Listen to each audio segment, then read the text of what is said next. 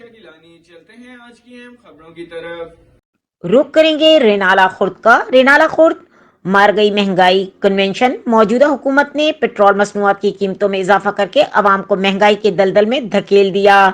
جماعت اسلامی کے امیدوار حلقہ پی پی 183 رائے عتیق الرحمان کی کے نیوز سے خصوصی گفتگو کرتے ہوئے انہوں نے کیا کہا، مزید احوال بتا رہے ہیں ہمارے نمائندے سجاد خالق لکھوی۔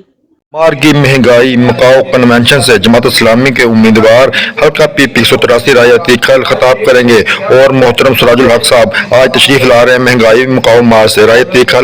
کوہ نور میں گفتگو کر رہے ہیں۔ بالکل انشاءاللہ تعالی آج رینالہ خورد سے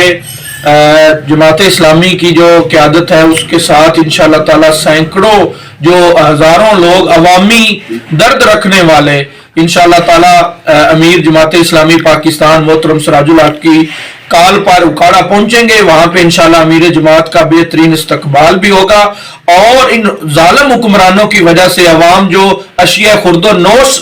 آٹا دالیں یہ ساری چیزوں سے بیچارے پیٹ بھرنا ایک غریب آدمی کے لیے مشکل ہو گیا ہے، اس کی درد کو پورے جو حکمرانوں اور ان بیوروکریٹس جنہوں نے خود ساختہ مہنگائی کی ہوئی ہے ان کے کانوں تک اس آواز کو پہنچانے کے لیے انشاءاللہ تعالی ہمارے حلقہ میں سے بھی محترم امیر جماعت کی استقبال کے لیے انشاءاللہ تعالی ایک بڑی تعداد میں لوگ پہنچیں گے اور حقیقت میں اس بات کی ترجمانی کریں گے کہ جماعت اسلامی ہی اس تحصیل رینالہ خورد اور اس حلقے کی محرومیوں کو ختم کر سکتی ہے۔